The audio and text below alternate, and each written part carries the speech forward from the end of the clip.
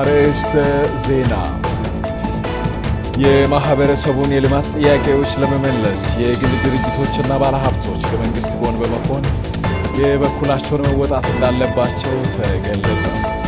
በደቡብ ኢትዮጵያ ክልል በዲላ ከተማ አስተዳደር 7ኛው ሀገራዊ ምርጫን በማስመልከት ኢትዮጵያን ወደ ተምሳሌት ሀገር በሚል መሪ ቃል የምርጫ ቅስቀሳ መርሃ ግብር እየተካሄደ ነው። በዜና 7 ከስፖርታዊ ጉዳዮች መካከል ኢትዮጵያዊነት የበጎ አድራጎት ማህበር የተዘጋጀ የ5 ኪሎ ሜትር የጎዳና ላይ ሩጫ በዲላ ከተማ ላይ ተካሂዷል። በዩሮፓ ሊግ የግማሽ ፍጻሜ የመጀመሪያ ጨዋታ ኖቲንግሃም ፎሬስት አስቶን ቪላን 1-0 አሸንፏል። እነዚህንና ሌሎች ጉዳዮችን በስፋት በዜና 7 ወጃችን አቤት አድርገን እንመለከታቸዋለን።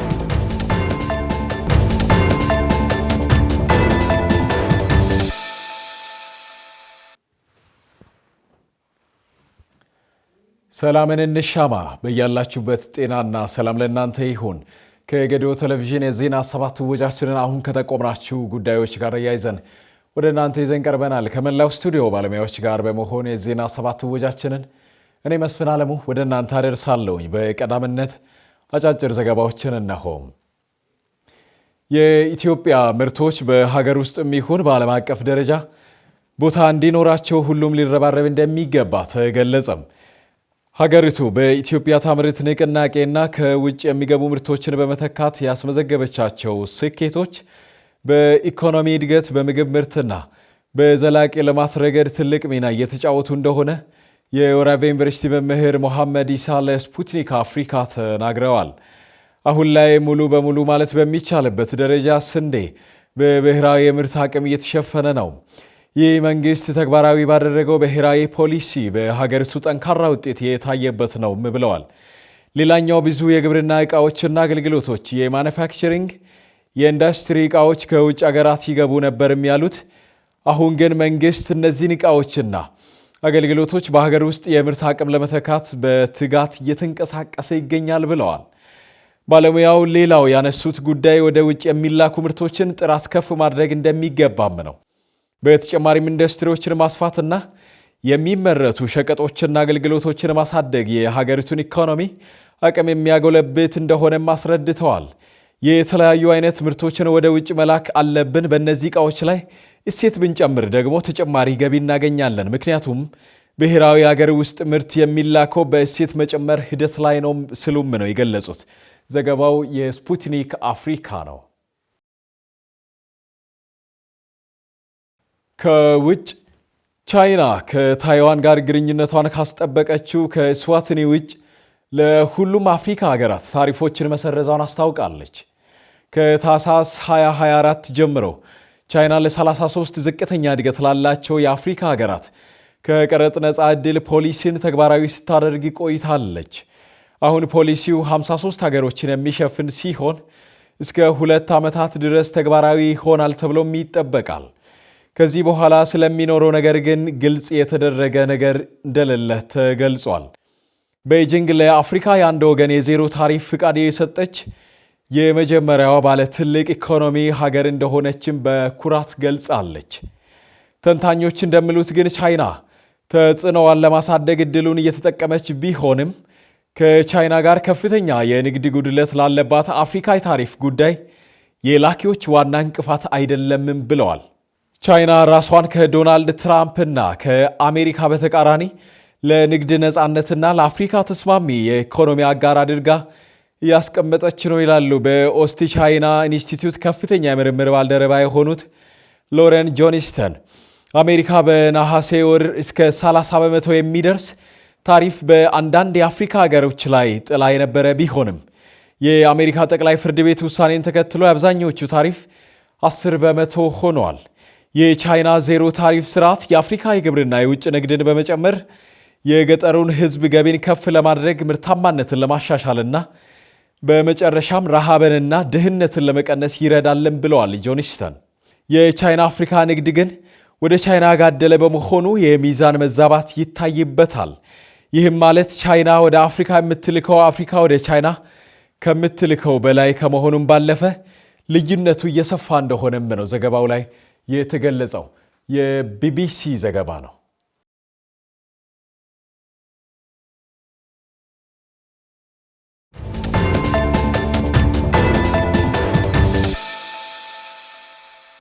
የምትከታተሉት የዜና ሰባት ወጃችን በዝርዝር ወደ ተመለከታቸው ጉዳዮች ይዘልቃል።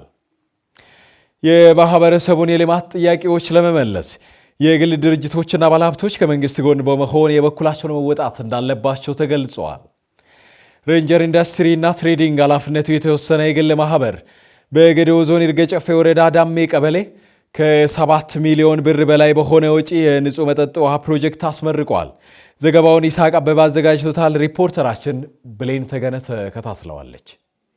በይርጋ ጨፌ ከተማ የአዳሜ ቀበሌ ነዋሪዎች የረጅም ጊዜ ጥያቄ ከነበረው መካከል መንገድ፣ መብራትና ውሃ ተጠቃሽ መሆናቸውን የገለጹት የይርጋ ጨፌ ከተማ ከንቲባ አቶ ብዛየው ታደሰ እነዚህ ችግሮች ለመፍታት መንግስት በትኩረት እየሰራ መሆኑንም ጠቅሰዋል። መንግስት የህዝቡን የልማት ጥያቄ ለመመለስ እየሰራ ባለው ስራ ላይ የግል ድርጅቶችና ባለሀብቶች እያደረጉ ያሉት ጥረት የሚደነቅ ነው ያሉት ከንቲባው ሬንጀር ከራሱ ባለፈ ከመንግስት ጎን በመሆን ለማህበረሰቡ በራሱ ፍላጎት የህዝብ ጥያቄ ለመፍታት ያስገነባውን ንጹህ የመጠጥ ውሃ ግንባታ የሚያስመሰግን ነው ብለዋል። መንግስታዊ ያልሆኑ ድርጅቶችና ባለሀብቶች ከመንግስት ጎን በመሆን የማህበረሰቡን ችግር ለመፍታት የሚያደርጉት ጥረት ተጠናክሮ መቀጠል እንዳለበትም አሳስበዋል። የአዳሜ ቀበሌ ነዋሪዎች ለረጅም ጊዜያት የነበራቸው የመሰረተ ልማት ጥያቄዎች ውስጥ ከቁሉ ዲዳ እስከ አዳሜ ትምህርት ቤት እንዲሁም ከቁሉ ዲዳ እስከ ይርጋ ጨፌ ቴክኒክ ሙያ ኮሌጅ ትምህርት ቤት ድረስ ያለው መንገድ ከፈታ፣ የቁሉ ዲዳ ትራንስፎርመር ጥያቄና የንጹህ መጠጥ ውሃ ጥያቄ ናቸው። በያዝነው በ2018 ዓ.ም በጀት ዓመት ከተማ አስተዳደሩ ከሚመለከታቸው ከባለድርሻ አካላት ጋር በመቀናጀት ምላሽ ለመስጠት ተሞክሯል። መንግስት የህዝቡን የልማት ጥያቄ በየደረጃ በብቃትና በፍጥነት ለመመለስ የህዝቡንና የግሉን ባለሀብት አጋሪነትና ቅንጅትን ወይም ፓብሊክ ፕራይቬት ፓርትነርሺፕ አስፈላጊ በመሆኑ በመረዳት በትኩረት እየሰራ ይገኛል።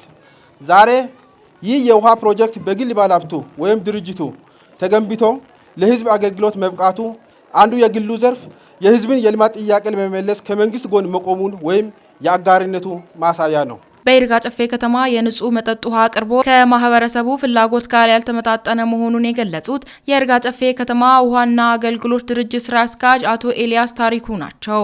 ይህም ከ15 ዓመት በፊት ከ30 እስከ 35 ሺህ ህዝብ ተደራሽ ለማድረግ ታቅዶ የተገነባ እንደነበር በመግለጽ በአሁን ጊዜ የከተማ ህዝብ ቁጥር ከ130 ሺህ በላይ መሆኑን አገልግሎቱ ተመጣጣኝ ያለመሆኑንም አንስተዋል። እንደ ከተማችን ውሃ ፍላጎትና አቅርቦት ካልተመጣጠነባቸው ከተሞች አንዱ ሲሆን የዛሬ 15 እና 20 ዓመት በፊት የተገነቡ ውሃዎች ሲሆኑ ያኔ ከነበረው ህዝብና አሁን ካለው ህዝብ ጋር ሲነጻጸር ከቨሬጁ ወይንም ሽፋኑ እጅግ ዝቅተኛ ከመሆኑ ጋር ተያይዞ ያኔ ውሃ ሲገነባ አሁን እጃችን ላይ ያለ ውሃ ዲዛይን ሲደረግ ለ30 እስከ 35 ሺህ ህዝብ እንዲያገለግል ብቻ ተደርጎ ነው ዲዛይን የተደረገው።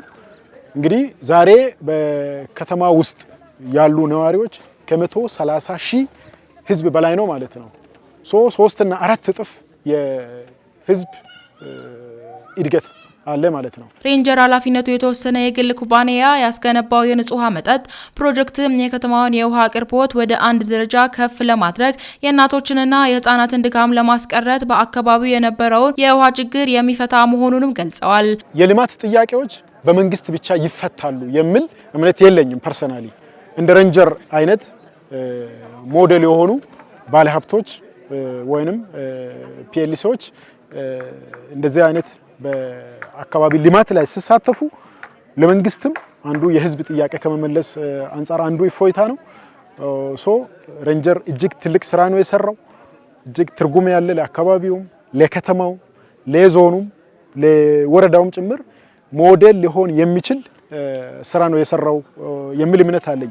ሬንጀር ኢንዱስትሪና ትሬኒንግ ኃላፊነቱ የተወሰነ የግል ማህበር የይርጋ ጨፌ ቡና ለዓለም ከማስተዋወቅ ባሻገር የቡና አብቃይ ማህበረሰቡን ተጠቃሚ የሚያደርጉ የተለያዩ ፕሮጀክቶችን በማከናወን ላይ ይገኛል ያሉት የድርጅቱ ስራ አስኪያጅ አቶ የዓለም ብርሃን አበራ ገደብ ወረዳ ወርቃ ሳካሮና ክብቻ ቀበሌ ላይ ትምህርት ቤቶችን በመገንባት በርካታ ተማሪዎችን ወደ ትምህርት ገበታ እንዲገቡ ማድረጋቸውንም ገልጸዋል።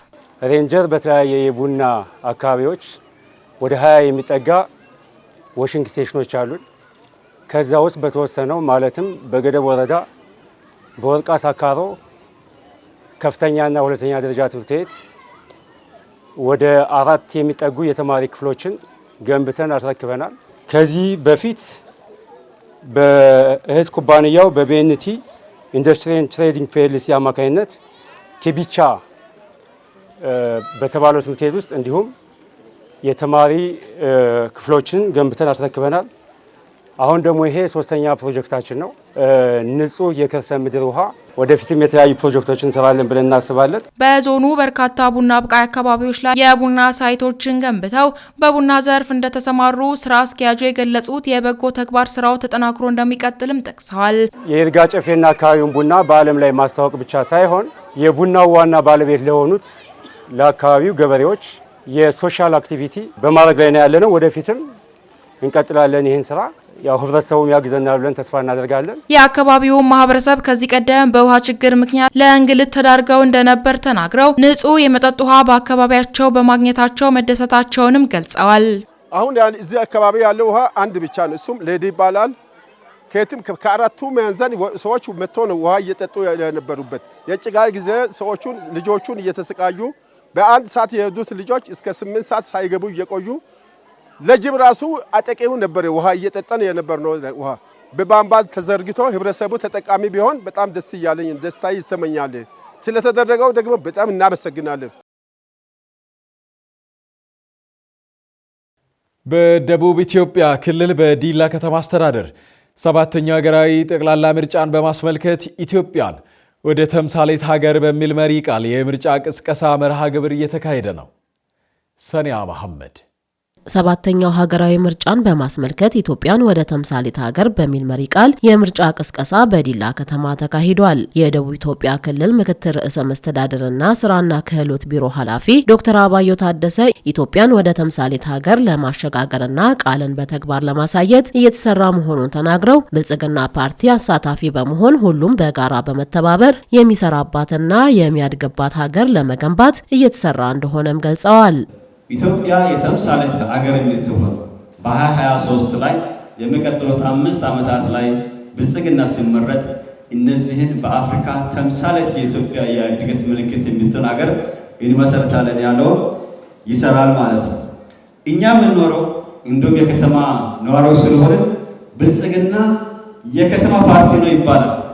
በእርግጥ የከተማም ብቻ ሳይሆን የገጠርም ነው። ከተሞችን ከመሃል ጀምሮ በማደስ ከዚህ ቀደም አፍንጫ ይዛችሁ የምትተሩባቸው ከተሞች ዛሬ የሰርግ እንዲሁም ደግሞ ሌሎች የወረቶች የሚካሄዱባቸው አደባባዮች የምንዝናናባቸው አድርጓል።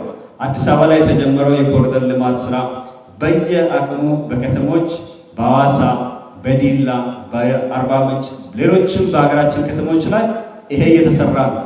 ብልጽግና ከመጣ ወዲህ በተለይ ሰብል አምራች አርሶ አደሮቻችን ባሉባቸው ክልሎች ላይ በርካታ ትራክተሮችን ወደ እርሻ በማስገባት የሜካናይዝድ የሆነ እርሻ እንዲስፋፋ በስንዴ ላይ ያመጣነው ኢመርታ እንዲመጣ በበቆሎ ላይ፣ በሩዝ ላይ፣ በሰሊጥ ላይ እያመጣን ያለነው እድገት እንዲፋጠን ያደረገ ፓርቲ ነው።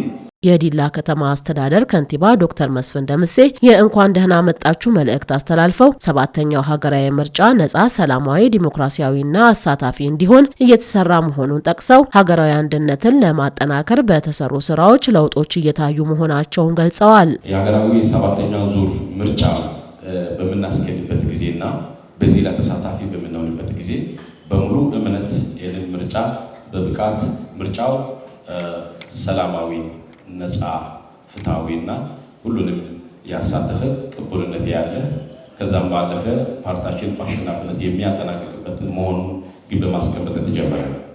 በሀገራችን የነበረው የፖለቲካ ሁኔታ ወጥቶ ለመግባት እንደዚሁም በሰላም ሰው ከሄደበት ለመመለስ እጅግ አስቸጋሪ የሆነበትና የመቀባበልና አንድነት እጅግ ችግር ውስጥ ገብቶ የነበረበት ሁኔታ ያንን ሁኔታ በመቀየር በፍቅርና በይቅርታ በመሻገር በመደመር ችግሮችን የነበሩትን ችግሮችን ቁርሾችን በማስወገድ ወደፊት በጋራ መራመድ እንደሚያስፈልግና አንድ ጠንካራ ሀገር ህብረ ብሔራዊት የሆነች ሀገር ገንብቶ መኖር እንደሚቻል በአመጣው ትርክት በትርክት በላይነት የበለጠ አንድነትን አጠናክሮ አሁን የምናየው ሰላም፣ አሁን የምናየው እያደገ የመጣ ወንድማማችነትና ኢትዮጵያዊነት እየጎለበተ እንዲመጣ ማድረግ ችሏል ማለት ነው። የዲላ ከተማ ብልጽግና ፓርቲ ቅርንጫፍ ጽህፈት ቤት ኃላፊና የመንግስት ዋና ተጠሪ አቶ መንግስቱ ተክሌ ኢትዮጵያ ባለፉት 5 ዓመታት ፈተናን በመሻገር ወደ እድገትና ልማት ጎዳና እየገሰገሰች እንደምትገኝ ጠቅሰው ከለውጡ በኋላ የተለያዩ የመልካም አስተዳደር ጥያቄዎች እየተመለሱ እንደሚገኙም አመላክተዋል። ሀገራችን ኢትዮጵያ የጠላቶቻችን መረብ በመበጣጠስ ፈተናዎችን በድል እየተሻገረች በርካታ ለውጦችን አስመዘግባለች። በሀገር በቀል ኢኮኖሚ ማሻሻያ አስደማሚ ለውጦችን እያስመዘገበች ትገኛለች። ብልጽግና ፓርቲ ቃልን ወደ ተግባር እየቀየረ የቆየ የሀገራችንን ታሪክ ወደ አዲስ ምዕራፍ እያሸጋገረ ይገኛል።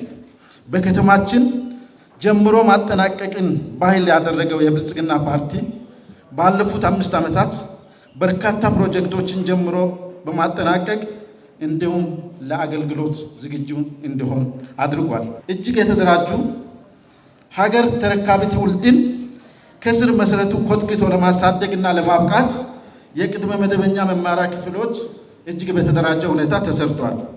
ለአብነትም ሀሮሬሳ፣ ዲላ አንደኛና ቆፌ አንደኛ ትምህርት ቤቶች ተሞክሮ የሚቀመርባቸው ሆኗል። በህብረተሰቡና በመንግስት ቅንጅት እንዲሁም በመንግስታዊ ባልሆኑ ድርጅቶች በአብዛኛው ትምህርት ቤቶች ላይ የሚገኙ መማሪያ ክፍሎች ወደ አዲስነት ተቀይሯል። በበጎ ፈቃድ አገልግሎት ስራ የበርካታ ሰዎችን ህይወት ተስፋቸው እንዲለመልም ማድረግ ተችሏል። የብዙ ዜጎችንም እንባ ማበስ ተችሏል። የመድረኩ ተሳታፊዎች በበኩላቸው ከለውጡ በኋላ በከተማ ልማት እንዲሁም በትምህርትና በመሰረተ ልማት ስራ ላይ ለውጦች መምጣታቸውን ተናግረው ለዘመናት የቆዩ የመልካም አስተዳደር ጥያቄዎች እየተመለሱ እንደሆነም ገልጸዋል። ከተማ ነዋሪነቴ ብዙ የመጡ ለውጦች አሉ።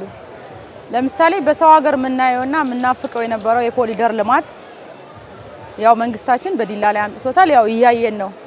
ለብዙ ዘመናት በውሃ ማጣት እንንከራተት ነበረ። አሁን ደግሞ ውሃ ቤታችን ቢያንስ በሳምንት 3 ጊዜ እያገኘነ ነው። ስለ ብልጽግና ውጤት ያው ተናግረሽ ምዘልቂው አይደለም። ለምን በወሬ ሳይሆን በተግባር እያየነው ያለነው ነገር ነው። አሁን ለምሳሌ እንደ ዲላ ከተማ መዘጋጃ ድሮ በወረፋ በወር በ2 ወር በአንድ እንትን እየተጉላላሽ ነበር። አሁን ግን በአንድ መስሪያ ቤት የምትፈልጊውን ሁሉን አካል ታገኛለሽ እና አገልግሎትም የተፋጠነ ሆኗል። እውነት ለመናገር በብዙ ዘርፍ ብዙ ደስ የሚል ከፍተኛ የሆኑ ለውጥ ያየንበት ሁኔታ አለ እና ይሄንን ለውጥ በከተማ ልማት፣ በሀገር ሰላም እንዲሁም በትምህርት ላይ በዜጎችን በዜጎች ምገባ ላይ ያየነው ብዙ ለውጥ አለ። ከአባይ ግንባታ ጀምሮ ኢትዮጵያ ሀገራችን ብዙ ከጎረቤት እንደ ሱዳን፣ ሶሪያ ካሉ ሀገሮች ጋር በሚመሳሰል መልኩ ከፍተኛ የሆነ የደህንነት አደጋ የተጋረጠባት ሀገር በነበረችበት ወቅት ነው ብልጽግና ፓርቲ የመጣው። ይህ ፓርቲ ሀገርን ከመበተን ከውድቀት አድኖ በጣም ግዙፍ የሚባሉ የማይጠበቁ አይነት ትላልቅ ፕሮጀክቶችን በመጀመር በመጨረስ እንደ አባይን ያለና አዲስ አበባን ራዲካል በሆነ መልኩ ብዙ የአፍሪካ መሪዎች በፓርላማዎቻቸው ጭምር እስኪነጋገሩበት ርዕስ እስኪያደርጓት ድረስ ትላልቅ ለውጦችን በመላ ኢትዮጵያ ከአጥናፍ እስከ አጥናፍ በአዲስ አበባ ብቻ አልቆመም፣ በሁሉ ቦታ ይህንን እያስመዘገበ የመጣበት ሁኔታ ተመልክተናል።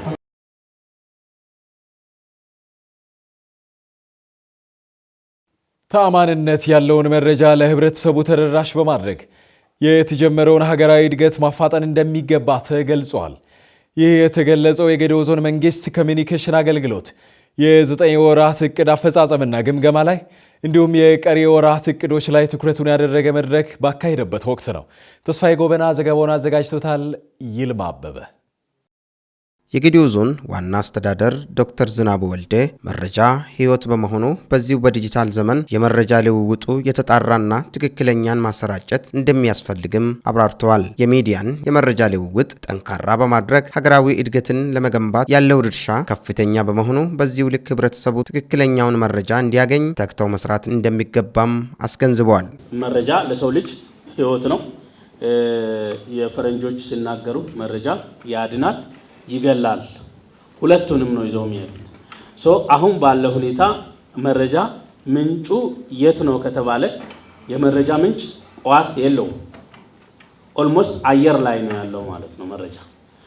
ይሄንን አየር ላይ ያለውን መረጃ ሰብስቦ አናላይዝ አድርጎ የጋራ ትርክት የወል ትርክት ሊገነባ በሚችል ደረጃ ለህዝብ ማስተላለፍ ደግሞ የሚጠበቀው ከሚዲያና ፓርቲኩላርሊ ኦነርድ ከሆኑ ሚዲያዎችና የህዝብን ትርታ የሚረዱ አክቲቪስቶችም ሊሆኑ ይችላሉ። አፍተር ኦል በእነዚህ መረጃዎች ይሰራጫሉ ማለት ነው።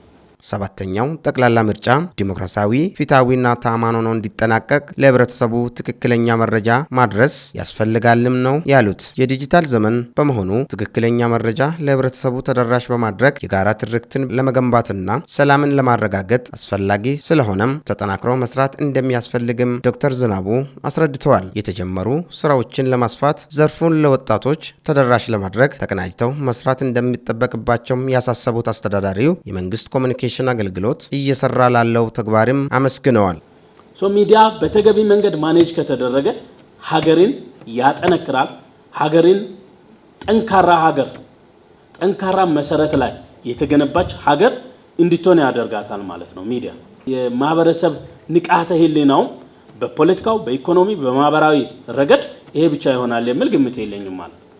ስለዚህ የተከበራችሁ እዚህ ያላችሁ የመንግስትም የግልም ሚዲያ ያላቸው አካላት ህብረተሰባችን ትክክለኛ መረጃ ማግኘት እንዲችል ትክክለኛ መረጃ ከሆርስ ማውዝ ማግኘት እንዲችል ከመስራት አንጻር በቀጣይ በደንብ ትኩረት ይፈልጋል የሚለውን ነገር ሁሉም መገንዘብ መቻል አለበት ማለት ነው። በዚህ የመንግስት ኮሚኒኬሽን ዘርፉ ተጠናክሮ እንዲወጣ ላደረጋችሁት አስተዋጽኦ በአጠቃላይ ለዘርፉ አመራሮች፣ ባለሙያዎች እንዲሁም ሳይንስና ቴክኖሎጂ መምህራንና ባለሙያዎችን ጨምሮ በጌዲዮ ዞን አስተዳደር ላቅ ያለ ምስጋና። የጌዲዮ ዞን የመንግስት ኮሚኒኬሽን አገልግሎት ኃላፊ ወይዘሮ ዜና ማሞ በዞኑ ሁለንተናዊ መረጃዎችን ከመንግስት ወደ ህዝብና ከህዝብ ወደ መንግስት በማድረስ ህብረተሰቡንና መንግስት ተቀራርቦ የተጀመረውን ሀገራዊ እድገት ለማፋጠን በትጋት እየተሰራ መሆኑንም ገልጸዋል። በዚሁም በ9 ወራት ላይ የተሰሩ ስራዎችን መገምገማቸውን በመግለጽ ህብረተሰቡ ትክክለኛና ወቅታዊ መረጃ እንዲያገኝ የመንግስት ኮሚኒኬሽን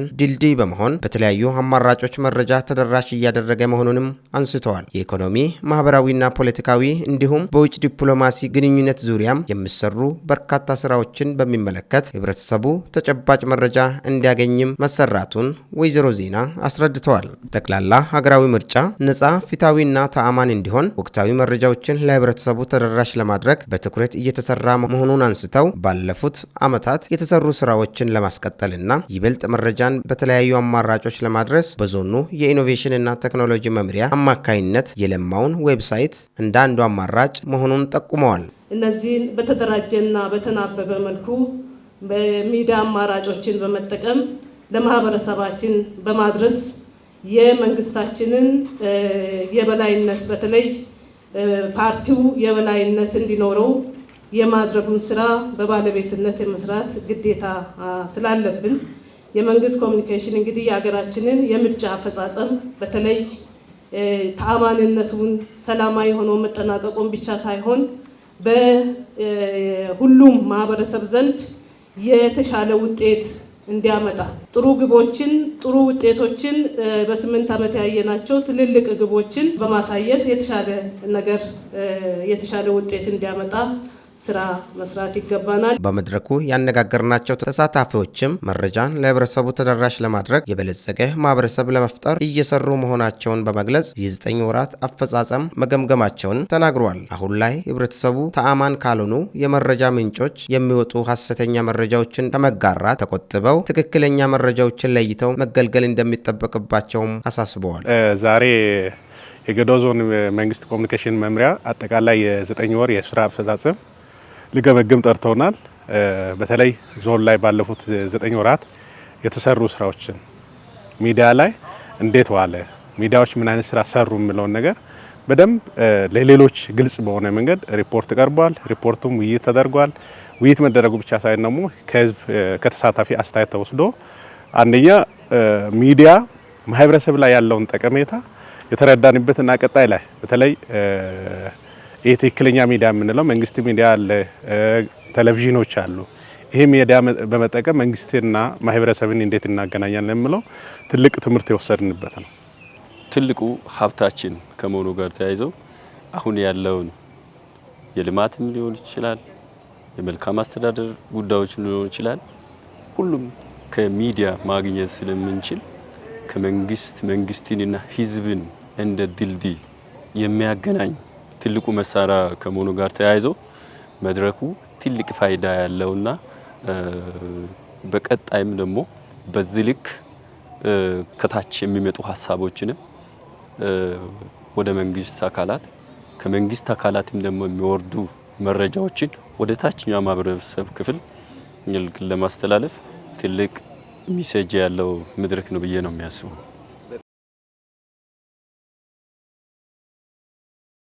በዲላ ከተማ አስተዳደር የወዳያ ጤና አጠባበቅ ጣቢያ በሚሰጠው የሕክምና አገልግሎት እርካታን አግኝተናል ሲሉ ያነጋገርናቸው ህሙማን ገልጸዋል።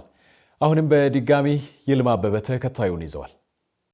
ጤና ጣቢያው ለህሙማኑ ተመላላሽ ድንገተኛና የወሊድ አገልግሎት በዋናነት እየሰጠ ይገኛል። በተቀመጠው ስታንዳርድ የባለሙያ የህክምና ቁሳቁስና በመሰረተ ልማት ተደራጅተው በአመት ከ100 ሺህ በላይ ለሆኑ የህብረተሰብ ክፍል የህክምና አገልግሎት በመስጠት ላይ የሚገኝ ነው። የወዳያ ጤና አጠባበቅ ጣቢያ ወደ ጤና ማዕከሉ ሲመጡ የሚስተናገዱበትን ሁኔታ ህሙማኑ እንዲህ አስረድተውናል።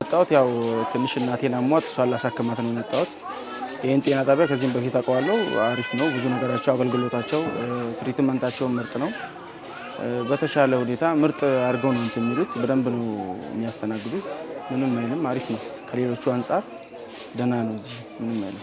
የአገልግሎት ስጦታቸው በጣም ደስ የሚል ነው። አሰር መስተንግዷቸውም በሁሉም ቦታ ያለው በሐኪም ቤትም በዶክተሮቹም በኩል በላቦራቶሪም በኩል በጣም ጥሩ ውጤትና ጥሩ መስተንግዶ እየሰጡ ነው።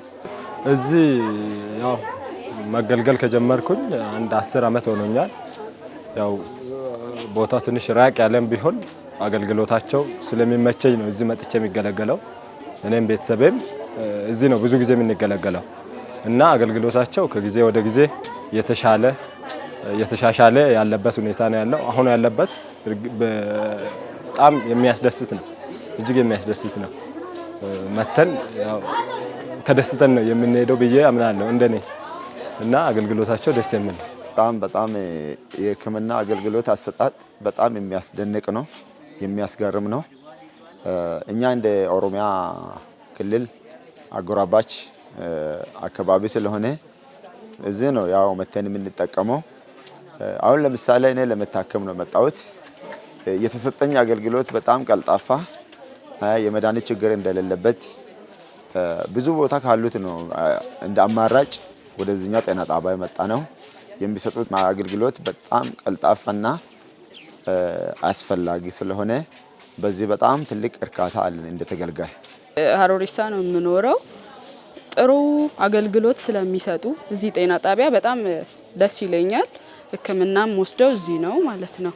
መልካም ጥሩ አቀባበልም ያደርጋሉ ማለት ነው። ለታካሚዎች ያላቸው አቀባበላቸው በጣም እወድላቸዋለሁ። በጣም ደስ ይለኛል። ከሌላ ቦታ ይልቅ እዚህ ነው የምመጣው ማለት ነው። ታካሚዎች አግባብ ባለው መንገድ እንዲስተናገዱ ለማድረግ የተደራጀ የሰራተኞች ተነሳሽነት የሚበረታታ መሆኑ ተገልጿል። የህፃናትና አዋቂዎች ህክምና፣ የወሊድ አገልግሎት እንዲሁም በሽታን በመከላከል ረገድ የጤና አጠባበቅ ጣቢያው በተገልጋይ ማህበረሰብ ዘንድ ተፈላጊነቱ እንዲጨምር እንዳስቻለው ባለሙያዎቹ ይናገራሉ። አገልግሎት አሰጣጣችን ውጪ ካለው ሰው እንሰማለን፣ እኛም እንደምናየው ነው። ከሌላ ጤና ጣቢያ ከ5ቱ ጤና ጣቢያ ይሄ ጤና ጣቢያ ባላጋነን የተለየ ጤና ጣቢያ ነውና በጣም ከፍተኛ ተገልጋይ ነው እዚህ መጥቶ እየተገለገለ ያለው። ከኦሮሚያ ከዚህ ከጎራባች ይመጣሉ፣ ከዚህ ከሲዳማ ይመጣሉ፣ ከዚህ ከኛ ዞን መጥተው አገልግሎቱን ይጠቀማሉ እና ይሄ በጣም ያስደስተናል።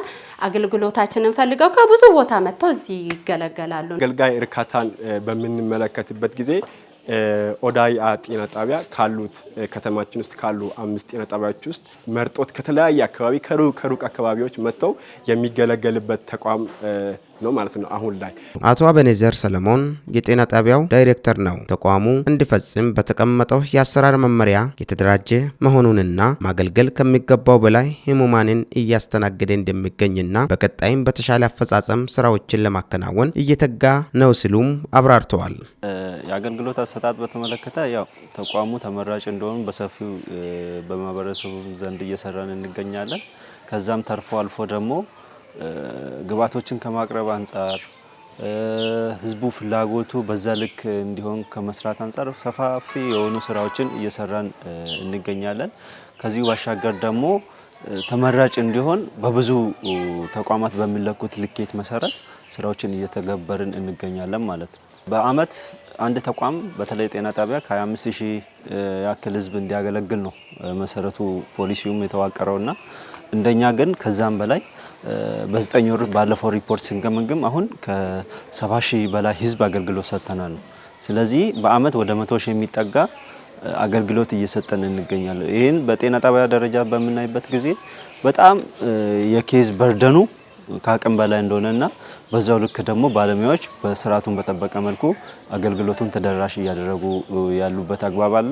በሌላ በኩል በምናይበት ጊዜ ደግሞ ለዚሁ የመፍትሄ አቅጣጫ ተብሎ የሚወሰደው ምንድነው? አንደኛው ኢንፍራስትራክቸሩ ላይ በደንብ ሰፋ የተደረገ ስራዎችን መስራት ያስፈልጋል። በተለይ ግንባታዎች ላይ ተቋማትን ማስፋፊያ በመስራት ሰፋ ያሉ የአገልግሎት ክፍሎችን በማስፋት አገልግሎቱን ተደራሽ ማድረግ ይጠበቅብናል። በህብረተሰቡ ዘንድ የመልካም አስተዳደር ችግር ሆነው የቆዩ የልማት ጥያቄዎች እየተመለሱ በመሆናቸው መደሰታቸውን የወናጎ ከተማ ነዋሪዎች ይናገራሉ። በከተማው እየተሰሩ ያሉ የልማት ስራዎችን የጌዴኦ ዞን ከተማና መሰረተ ልማት መምሪያ ከወናጎ ከተማ አስተዳደር ጋር በመሆን የመስክ ምልከታ አካሂደዋል። አብነት አበበ ተከታዩን አጠናክሯል። አቶ ጨበሶ በቀሌና ወይዘሮ ካሰች ወራሳ የወናጎ ከተማ ነዋሪዎች ሲሆኑ በከተማው የመልካም አስተዳደር ችግር ሆነው ከቆዩ ጉዳዮች አንዱ የመንገድ መሰረተ ልማት መሆኑን በዚሁ ወቅት የጠቆሙ ሲሆን አሁን በተጀመረው የመንገድ ከፍታ ስራ መደሰታቸውን ተናግረዋል። በጣም ትልቅ እጅግ አድርጌ ተደስቼዋለሁ። በጣም ጠባብ መንገድ ነበር፣ በጣም ጠባብ ነበር። አሁን ሰፍቷል። የምንጠቀመው ደረጃ አንደኛው የውሃ ልማት ይመጣል። ሁለተኛ ደግሞ የመብራት ልማት ይመጣል። ሌሎችም ሌላም ብዙ ልማቶች ይመጣሉ። አዎ ለዛ በጣም እንደሰታለን። በጣም ደስ የሚል ነው። አላማችን በጣም ደስ የሚል ነው። በክብር የተደሰት ነው። ይሄ መንግስት በጣም አደንቃለሁ። በጣም ደስ የሚል ነው። በጣም መንገድ ማውጣታችን ተደስተን መሄዳችን በፊት ተደብቀን ነው። ሌባ አናቅም፣ እኛ አናቅም፣ ምን እንደሆነ አናቅም እና ጅብ አናቅም። በጫካ ስለምንነደው በጣም ስለወጣም በጣም ፍቅር ደስ ብሎኛል። ከተማም ያምራል። ቤትም ተደስተው ቤት ይሰራል። ዳና ሰዎች ይመጣና ቤቱን ይሰራል። ከተማም ያምራል።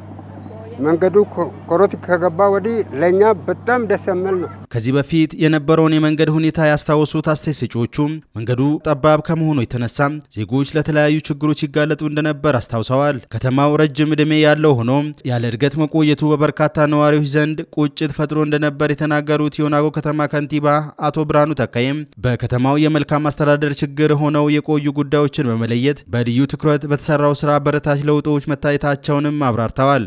104 ዓመት የቆየ ከተማ ሲሆን ከተማ አስተዳደር ሆኖ ደግሞ ራሱን ችሎ ራሱን በራሱ ማስተዳደር ይችላል ብሎ መንግስትን ጠይቆ ምላሽ ካገኘ ወዲህ ለዛሬ 4 ዓመት ያክል እድሜ ያለው በዚህ 4 ዓመት ውስጥ የ104 ዓመት ምላሽ አግኝተዋል።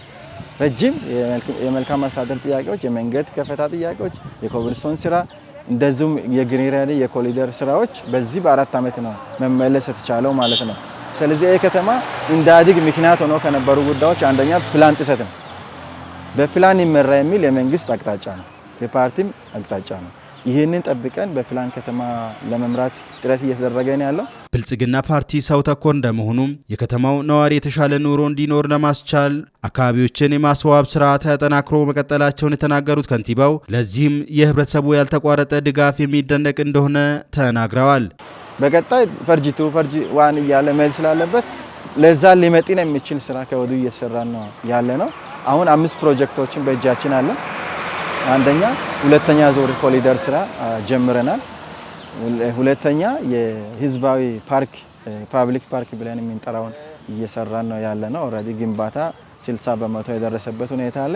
ፊኒሺንግ ስራ ውስጥ የገባንበት ሁኔታ ነው የሚታየው። ሌላኛው የኮብልስቶን ስራ አለ።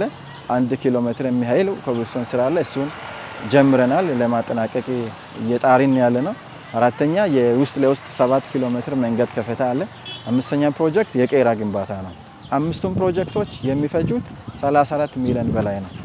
ይሄ አብዛኛው 80% ማህበረሰቡ ነው በጀቱን የቻለው። በተያዘው ዓመት ብቻ ከ7 ኪሎ ሜትር በላይ የመንገድ ከፈታን ጨምሮ 5 ተጨማሪ ፕሮጀክቶችን በፍጥነት በማጠናቀቅ ለህብረተሰቡ ክፍት እንዲሆን እየሰራ መሆኑን የገለጹት የወናጎ ከተማ ማዘጋጃ ጽሕፈት ቤት ኃላፊ ለዚህም የህብረተሰቡ ድጋፍ ከፍተኛ እንደሆነ ጠቁመዋል። እንደ ዘንድሮ ፕሮጀክት ወደ 5 የተለያዩ አይነት ፕሮጀክቶች እንደ ከተማ አስተዳደርና እንደ ማዘጋጃ ቤት ይዘን ወደ ስራ የገባን መሆኑን ለማሳወቅ ፈልጋለሁ።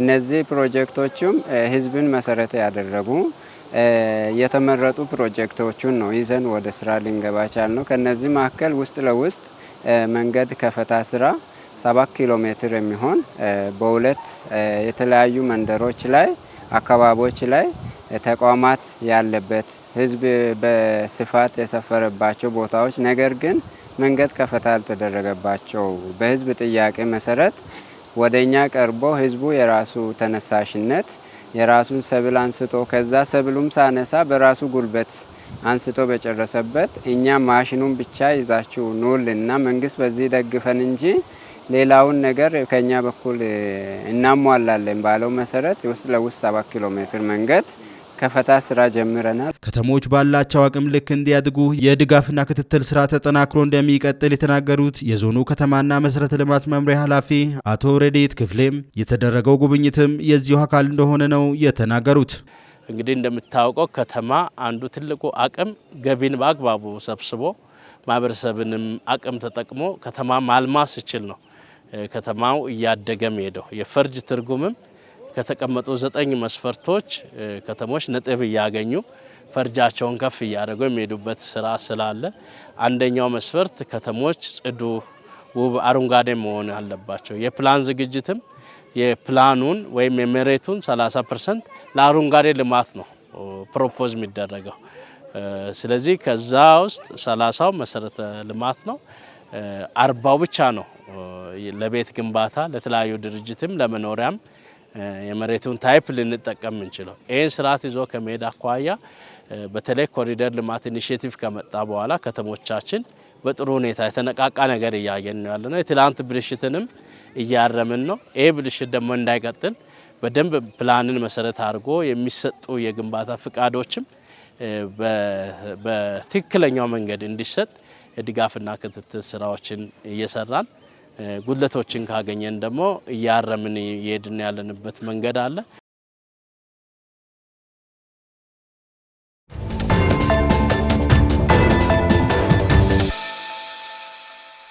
የዜና ሰባት ወጃችን ቀጥሏል። አሁን ደግሞ ወደ ስፖርታዊ ጉዳዮች እናልፋለን። ኢትዮጵያዊነት የበጎ አድራጎት ማህበር የተዘጋጀ የ5 ኪሎ ሜትር የጎዳና ላይ ሩጫ በዲላ ከተማ ተካሂደዋል። በኢሮፓ ሊግ የግማሽ ፍጻሜ የመጀመሪያ ጨዋታ ኖቲንግሃም ፎረስት አስቶን ቪላን 1-0 በሆነ ውጤት አሸንፏል። እነዚህንና ሌሎች ስፖርታዊ ጉዳዮችን ሃይማኖት ጀንበሩ በስፋት ተመልክተዋቸዋል። በኢትዮጵያዊነት የበጎ አድራጎት ማህበር የተዘጋጀው የ5 ኪሎ ሜትር የጎዳና ላይ ሩጫ በዲላ ከተማ ተካሄደ። ጤናዬን እጠብቃለሁ ለአረጋውያን እሮጣለሁ በሚል መሪ ቃል በዲላ ከተማ የ5 ኪሎ ሜትር የጎዳና ላይ ሩጫ በዛሬው ዕለት ነው የተከናወነው። መርሃ ግብሩን ኢትዮጵያዊነት የበጎ አድራጎት ማህበር አዘጋጅቶታል። የዕለቱ የክብር እንግዳ የሆኑት አቶ ታሪኩ በየነ የዲላ ከተማ ምክትል ከንቲባ ዲላ ከተማ የህብረ ብሔራዊነት ከተማ መሆኗን አስታውሰው እንግዶች በቆይታቸውም በዞኑ የሚገኙ የቱሪዝም የቱሪዝም ቦታዎችን እንዲጎበኙ አሳስበዋል። አክለውም በኢትዮጵያዊነት የበጎ አድራጎት ማህበር የተሰራው መልካም ስራ የሚያስመሰግን መሆኑን አስታውሰው ይህ ታላቅ የሩጫ ውድድር ሲዘጋጅም አንድም ጤናችንን ለመጠበቅ ሲሆን አንድም ደግሞ በማህበሩ ያሉ አረጋውያንን እየደገፍን መሆኑ ሊታሰብ እንደሚገባ ተናግረዋል። ለዛሬ ቀን ኢትዮጵያዊ በጎ አድራጎት ማህበር ላዘጋጀው ለአረጋውያን እሮጣለሁ ጤናዬን እጠብቃለሁ ለምር ልዩ ፕሮግራም እንኳን በሰላም መጣችሁ እንኳን አደረሳችሁ ለማለት ፈልጋለሁ። የዛሬው ቀን ለአረጋውያን እሮጣለሁ ጤናዬን እጠብቃለሁ የሚል መሪ ሐሳብ ከፊት ለፊት ያሉ አረጋውያን መጠበቅ አቅመ ደካሞችን መንከባከብ ነገም እኛ በጉዞው ስለምንገኝ የኢትዮጵያዊነትን ባህል ይዘን መደገፍ መንከባከብ ስለሚገባን ዓላማ ያደረገ ነው። ስለዚህ በየትኛው መስክ ላይ ዜጎችን ለማገዝ ዜጎችን ለመርዳት ኢትዮጵያዊነት በጎ አድራጎት ባህላችን ስለሆነ ሁላችንም በተሰማራንበት መስክ አጠናክረን እንድንቀጥል እንደ ዲላ ከተማ አስተዳደር ጥሪ ለማስተላለፍ ነው። የዲላ ከተማ ባህልና ስፖርት መምሪያ ኃላፊ አቶ ተመስገን በየነ በዚህ ታላቅ የስፖርት ትዕይንት ላይ መሳተፍ በብዙ መንገድ የምናተርፍበት መሆኑን በመግለጽ የስፖርት ቤተሰቡ ጤናውን እየጠበቀ አረጋውያንን እንዲደግፍ ጥሪ አቅርበዋል። እንደ ዲላ ከተማ እንግዲህ ምቹ የመልማት እድል እንዳላት ከተማ እንደዚህ አይነት ኢቨንቶች የተለያዩ አማራጮችንም እድሎችንም ይዘው ይመጣሉ። ይሄ ደግሞ ኢቨንት የተለያዩ ቀጣይ ለምናደርጋቸው በስፖርትም በጤናም እንዲሁም በተለያየ በከተማ ልማት በምናደርጋቸው እንቅስቃሴዎች ሁሉ የጎላ ሚና ይኖራቸዋል። የኢትዮጵያዊነት የበጎ አድራጎት ማህበር ተወካይ አቶ መስፍን ማንደፍሮ ኢትዮጵያዊነት የበጎ አድራጎት ማህበር በርካታ የበጎ አድራጎት ስራዎችን እንደሚሰራ ገልጸው ይህ ታላቅ የሩጫ ውድድርም ሲዘጋጅ በማህበሩ ስር የሚገኙትን አቅመ ደካማ አረጋውያንን ለመደገፍ ታሳቢ ማድረጉን በመግለጽ ይህ ታላቅ ውድድር እንዲዘጋጅ ትብብር ላደረጉ መንግስታዊና መንግስታዊ ያልሆኑ ድርጅቶችን አመስግነዋል። ጤናዬን እጠብቃለሁ ለአረጋውያን እሮጣለሁ በሚል ኢትዮጵያዊነት የበጎ አድራጎት ማህበር ለማህበረሰቡ ጤናውን እንዲጠብቅ ብሎም ደግሞ ረዳት ጠባቂ፣ አስታዋሽ፣ ጧሪ ቀባሪ ለሌላቸው አረጋውያንና አቅመ ደካማ እንዲሁም የጎዳና ልጆች ተደራሽ እንዲሆን ከቲሸርት ሽያጭ የሚገኘው ትርፍ ለነሱ እንዲውል ታስቦ አንድም የገቢ ማሰባሰቢያ ነው፣ አንድም ደግሞ ማህበረሰቡ ወይም ደግሞ ህብረተሰቡ ጤናውን እንዲጠብቅ የተዘጋጀ ሩጫ ነው። ይህ ፕሮግራም እንዲሳካ ብዙ ሰዎች እገዛ አድርገዋል። ለምሳሌ ከውጭ ሀገር እነዛ ፍራንክፈርት ብዙ ቲክቶከሮችም አሉ። ስማቸው ተጠርቶ ማያልቅ ብዙ ህብረተሰቦች አሉ። የዲላ ማህበረሰብ፣ የመንግስት አካላት፣ ዲላ ዩኒቨርሲቲ፣ አቤ ቁርጥ ቤት፣ አቤ ሆቴል፣ ብዙ ትልልቅ ተቋማት ረድተውናል። ስለዚህም ለሁሉም በያሉበት በየስራ ድርሻቸው ክብር ይስጥልን።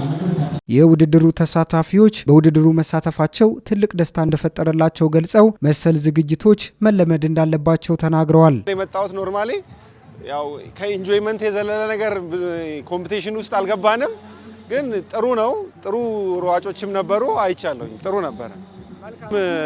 ሰው ለዚህ ነገር ትኩረት አይሰጥም። ትኩረት ቢሰጥ ሁለት ነገር ነው የሚደግፈው። አንደኛ ራሱን ከተላላፊ ካልሆነ በሽታዎች ሆስፒታል ቀርቦ ከመሄድ እዚህ ራሱን ይጠብቃል። ሁለተኛ ነገር ደግሞ አረጋውያንን ይደግፋል። ዋናው ዓላማው አረጋውያንን መደገፍ ነው።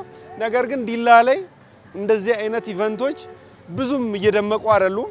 ሰው በደንብ ኦረንት መደረግ አለበት። በደንብ ቤት ለቤት ሄዶ በስፖርት ሜዳዎች ሄዶ በደንብ መቀስቀስ አለበት። ከዚህ የተሻለ ነገር መደረግ አለበት ብዬ አስባለሁ። ጤንነት መኖር እንድንችል ያው ሩጫ ጠቀሜታ እንዳለው ስለሚያውቅ ነው ጠዋት የመጣሁት ወደዚህ።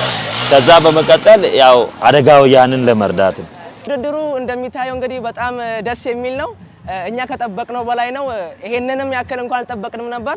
ደስ በሚል ሁኔታ እንግዲህ ሁሉም አትሌቶችም ተወዳድረው ከ1 እስከ 3 የወጡትንም ሁሉንም ተከታትለናል። በጣም ነው ደስ የሚለው። በዚህ ታላቅ የሩጫ ውድድር ላይ የመንግስት የስራ ኃላፊዎች፣ አርቲስቶች፣ ቲክቶከሮችና ህጻናትን ጨምሮ የተለያዩ የህብረተሰብ ክፍሎች የተሳተፉ ሲሆን ውድድሩን በበላይነት ላጠናቀቁ አትሌቶች የሽልማት ስነ ስርዓት ተከናውኗል። የዜና ሰባት ወጃችንን ከማጠቃለላችን በፊት አበይት ጉዳዮችን በድጋሚ እናስታውሳቸዋለን። የማህበረሰቡን የልማት ጥያቄዎች ለመመለስ የግል ድርጅቶችና ባለሀብቶች ከመንግስት ጎን በመሆን የበኩላቸውን መወጣት እንደሚገባቸው ተገለጸ። በደቡብ ኢትዮጵያ ክልል በዲላ ከተማ አስተዳደር 7ኛው ሀገራዊ ምርጫን በማስመልከት ኢትዮጵያን ወደ ተምሳሌት ሀገር በሚል መሪ ቃል የምርጫ ቅስቀሳ መርሃ ግብር እየተካሄደ ነው። እነዚህንና ሌሎች ጉዳዮችን በዜና 7 ወጃችን አቤት አድርገን ስፖርታዊ ዘገባዎችን ጨምሮ የተመለከትናቸው ሲሆን የዜና 7 ወጃችንን ከመላው ስቱዲዮ ባለሙያዎች ጋር በመሆን እኔ መስፍን አለሙ ወደ እናንተ ሳደርስ ቆይታ አድርጌያለሁ።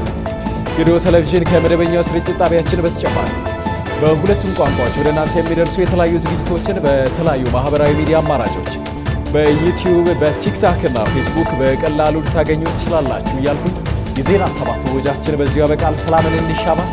በያላችሁበት ጤናና ሰላም ለእናንተ ይሁን። ሰናይ